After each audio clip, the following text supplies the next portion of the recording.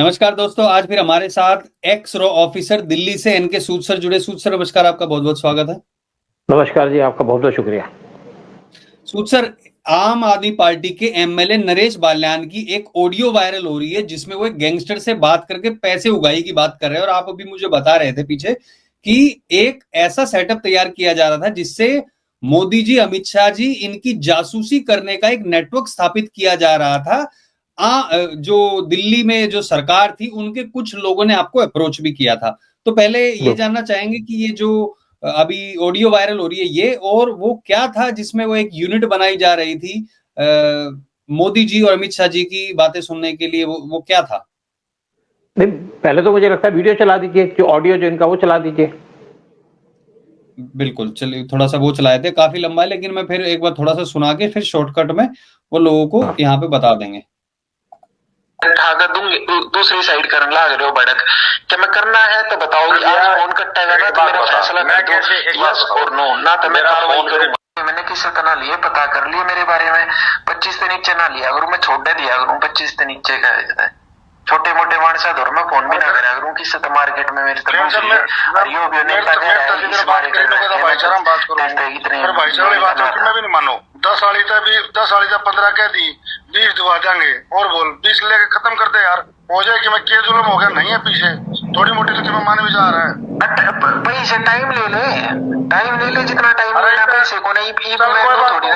मैं यहाँ पे बता देता हूँ जिन लोगों को समझ में ना आए, यहाँ पे ये हरियाणवी जाट लोग हैं बात कर रहे हैं, और ये यही कह रहे हैं कि किसी बिल्डर से उगाही करने की बातें की जा रही है। जो गैंगस्टर है वो कह रहा है कि 25 से नीचे मैं कभी लेता ही नहीं हूँ, शायद 25 लाख की यहाँ पे बात हो रही है। वो कह रहा है कि और लोगों का जब तुम काम करवाते हो उनको तो 1-1 करोड़ दिला देते हो। नरेश बाल्यान की बात हो रही है जो आम आदमी पार्टी का एमएलए है दिल्ली में, उससे, लेकिन वो इनके साथ भावतोल कर रहे हैं। एक और इसके बाद जो कॉल है बहुत लंबा हो जाएगा, इसलिए सारे नहीं, ये मैं ट्विटर पे डाल दूंगा, वहां देख सकते हैं आप। लेकिन यहाँ पे बात हो रही है उगाही की, बिल्डरों से उगाही की, यानी कि एक धंधा जो दिल्ली में चल रहा है उसका। तो बताइए सूद सर, ये कब से चल रहा है, क्या है ये, और फिर जो एक यूनिट स्थापित करने की बात हो रही थी, प्लीज उसके बारे में भी बताइए। देखिए, मैं कोई बिजनेसमैन को जानता हूं जो ओल्ड दिल्ली के हैं, उनसे मेरी बात हुई थी एक बार जब भी इनकी गवर्नमेंट फॉर्म हुई थी। उन्होंने कहा आम आदमी पार्टी के लोग हमारे पास आए थे, चंदा मांग रहे थे, 25-25 हजार मांग रहे थे। तो हमने कहा इसकी गवर्नमेंट बनी है तो देना तो पड़ेगा, क्योंकि नहीं तो हमें तंग करेंगे, परेशान करेंगे। तो कहते हैं हमको पर्ची दी 2500 की, पैसे रह गए 25,000। तो बहुत से लोगों से इन्होंने निगरानी की।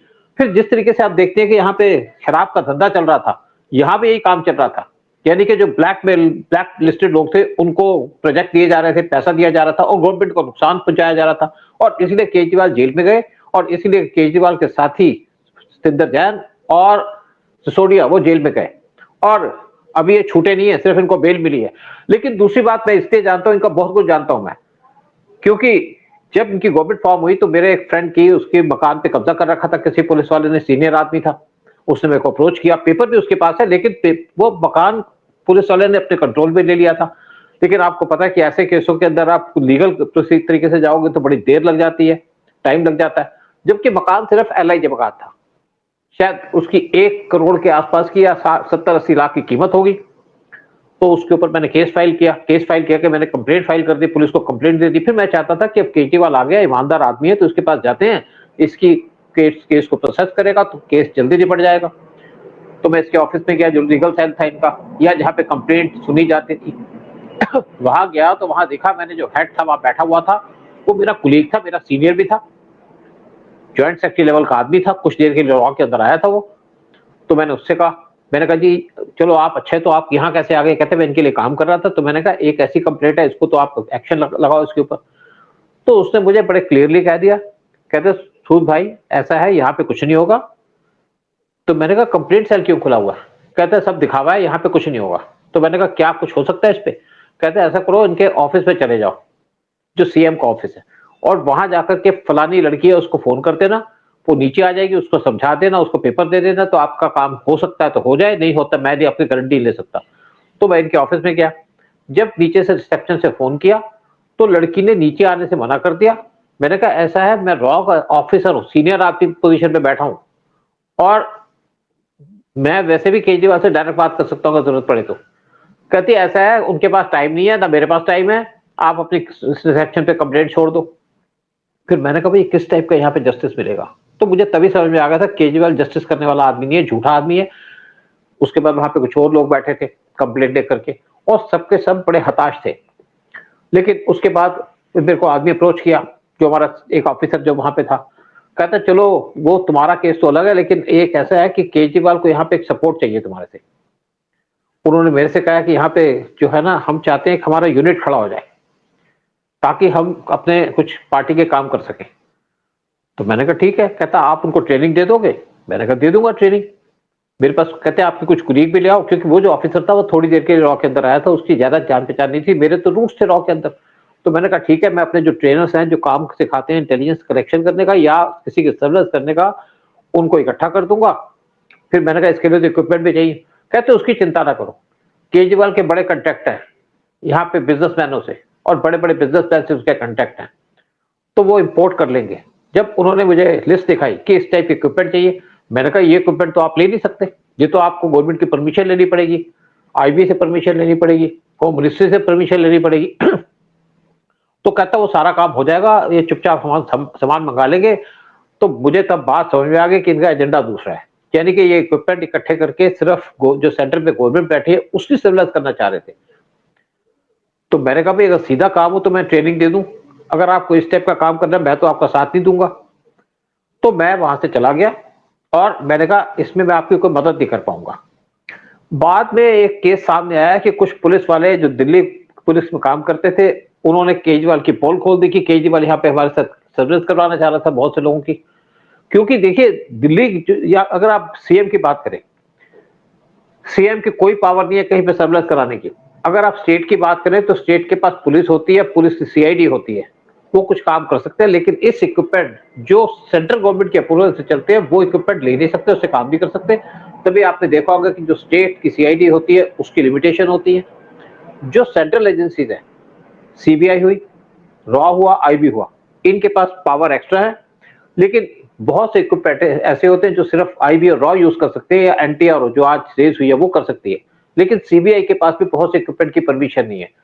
जैसे किसी के फोन को टैप करना हो तो आप जो इनके जो मेन जहां से सारे फोनों का जो डिटेल निकलती है वहां पे कंपनी के थ्रू काम किया जाता है, और सेंट्रल गवर्नमेंट उस पर काम करती है क्योंकि उनका एजेंडा अलग होता है, देश की सुरक्षा का एजेंडा है। लेकिन केजरीवाल का जो एजेंडा था वो दूसरा एजेंडा था, और केजरीवाल या उसके आदमी ये नहीं जानते कि सेंट्रल गवर्नमेंट या सेंट्रल एजेंसीज कैसे काम करती हैं। ये सोचते हैं बात कर लेंगे, हमारी बात कोई नहीं सुन रहा। हम किसी का फोन बगैर टैप किए उसकी सारी बातें सुन सकते हैं, हमें कोई जरूरत नहीं है किसी चीज की। हमारे पास बड़े बड़े इक्विपमेंट्स होते हैं, बसेस होती हैं जो इंटरसेप्ट करती है। जैसे कुछ एम्बेसी में बातें होती हैं तो वो जब उनकी वेव्स चलती हैं, क्योंकि आजकल सारा तो लैंडलाइन तो है नहीं, तो सारी की सारी चीजें इंटरसेप्ट हो सकती हैं और हम उसको सुन सकते हैं। और इसी तरीके से जब ये बलियान बात कर रहा है तो वो बात सुनी गई, और शायद इनको बेसिक चीज नहीं पता इंटेलिजेंस की या किस तरीके से सर्विलेंस की जाती है, इसीलिए बार बार ये गलतियां करते हैं। केजरीवाल ने भी बड़ी चोरी की शराब घोटाले के अंदर, और केजरीवाल ने कहा मैं तो बड़े चुपचाप काम कर रहा हूँ, मेरे से कोई कुछ पता नहीं चलेगा, तो चुपचाप कर दूंगा, कोई कुछ नहीं करेगा। उसने उम्मीद नहीं रखी होगी कि एजेंसीज को सब कुछ पता होता है। इवन केजरीवाल के फोन के अंदर क्या क्या चीजें हैं वो सारा कुछ पता है एजेंसीज को, लेकिन वो चीज को खोलेंगे नहीं। वो सिर्फ ये चाहेंगे कि जब लीगल तरीके से चीज सामने आए तो तभी सामने लेके आए। और इसीलिए केजरीवाल के पास जो भी सारी चीजें थी, इन्होंने प्राइवेटली सारे जो जजेस थे उनको सुना दी, बता दिया उनको कि ये चीज है, तभी तो केजरीवाल को बेल नहीं मिली। और इसी तरीके से सिसोदिया को बेल नहीं मिली थी, इसी तरीके से सत्येंद्र जैन को बेल नहीं मिली। और देखिए ये आदमी अपने आप को बहुत शातिर समझता केजरीवाल, लेकिन एक ईडी का आदमी या आप एक इनकम टैक्स का आदमी, वो होशियारी बरत सकता है, वो कुछ प्रिकॉशन ले सकता है। लेकिन इंटेलिजेंस एजेंसीज तो आदमी के कच्चे के अंदर भी झांक लेती है कि इसके अंदर क्या चल रहा है। और केजरीवाल के बारे में जितनी डिटेल थी, आज मैं गारंटी से कह सकता हूँ सारी डिटेल हमारी गवर्नमेंट के पास है, एजेंसीज के पास है। और केजरीवाल के घर में जितना भी इक्विपमेंट लगा था वो तो एक्सपोज हुआ तब सामने आया, लेकिन एजेंसीज को पहले से पता था कि क्या क्या इक्विपमेंट चल रहे हैं, क्या क्या लगाया जा रहा है, सारे काम किए जा रहे थे। लेकिन होता क्या है कि एजेंसीज की लिमिटेशन होती है, वो अपनी डिटेल्स किसी को बाहर नहीं निकालती। और केजरीवाल के जिस तरीके से नरेश बलियान ने सारा काम किया, बातें कर रहे हैं फोन पे, ये बहुत रिस्की है। हम जब भी हमारे यहाँ पे कोई बात होती थी तो हम ये ख्याल रखते थे, जैसे हम फॉरेन में भी रहते हैं तो बड़ा ख्याल रखना पड़ता था कि फोन पे कोई बात ना करें। अगर हम किसी से, जैसे एक टाइम में ऐसा था कि अगर हम बात करते थे किसी से तो मूविंग व्हीकल में बात करते थे, उस टाइम में मूविंग व्हीकल में आप टेप नहीं कर सकते थे।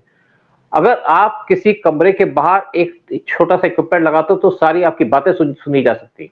लेकिन आज आपको कोई इक्विपमेंट लगाने की जरूरत नहीं है, क्योंकि सारा का सारा हो रहा है काम एयर से, तो सारी की सारी बातें सुनी जा सकती हैं, सारी की सारी बातें इसको रिकॉर्ड भी की जा सकती हैं। तो आज के टाइम में केजरीवाल जिस तरीके से काम कर रहा है, आउटडेटेड प्रोसीजर अडॉप्ट कर रहे हैं केजरीवाल उनकी पार्टी के लोग, तो सारी की सारी बातें एजेंसीज को पता है।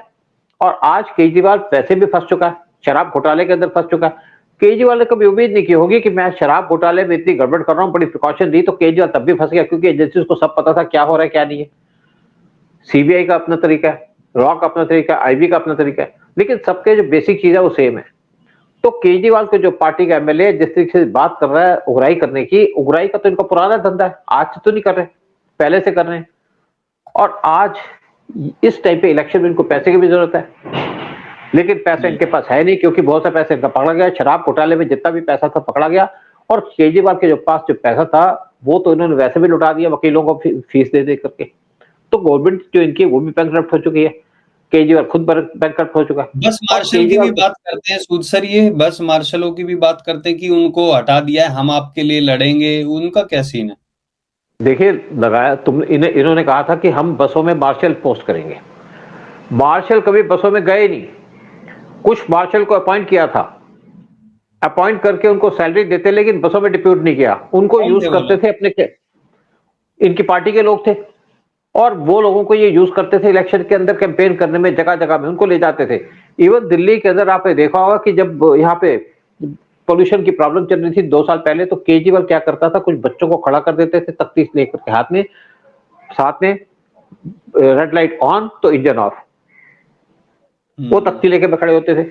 उनको भी 10-10, 15-15 हजार देते थे, ये लड़के लड़कियां खड़े होते थे, लेकिन उनको भी इलेक्शन के अंदर कैंपेन में यूज किया जाता था। इवन जब कोविड-9 था तो इन्होंने तब भी यहाँ पे कुछ लोगों को भर्ती किया था, लेकिन उनको भी इलेक्शन के अंदर यूज किया केजरीवाल ने, लेकिन किसी को परमानेंट किया। इसलिए इसकी पार्टी के जो लोग हैं, ज्यादातर जो वर्कर्स हैं केजरीवाल से नाराज हैं। उनको उम्मीद थी कि इनको नौकरी दी जाएगी, वो भी नहीं दी गई, क्योंकि केजरीवाल ने कोई डेवलपमेंट का काम तो किया नहीं।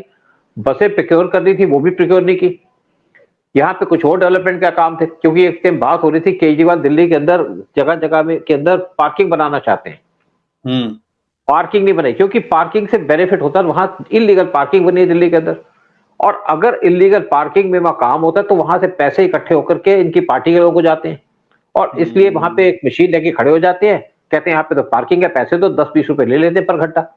लेकिन अगर दिल्ली के अंदर केजरीवाल ने पार्किंग लगाई होती तो केजरीवाल दिल्ली गवर्नमेंट को कम से कम 10,000 करोड़ का पर साल का फायदा होता, और साथ में कम से कम लाखों लोगों को यहाँ जॉब मिलते, और दिल्ली के अंदर गाड़ियों की चोरियां भी कम हो जाती, क्योंकि पार्किंग में गाड़ी खड़ी होगी लीगल पार्किंग में, तो वहां तो कुछ करप्शन होगी नहीं, चोरी होगी नहीं, और साथ में पोल्यूशन रुक जाता। लेकिन केजरीवाल ने जानबूझ के कोई काम नहीं किया, वो दिल्ली वालों को परेशान करना चाहता था, क्योंकि कम्युनिस्ट मेंटेलिटी का आदमी है। और आज केजरीवाल टोटली एक्सपोज हो चुका है। दिल्ली के अंदर दोबारा केजरीवाल के आने की उम्मीदें बिल्कुल खत्म हो चुकी है।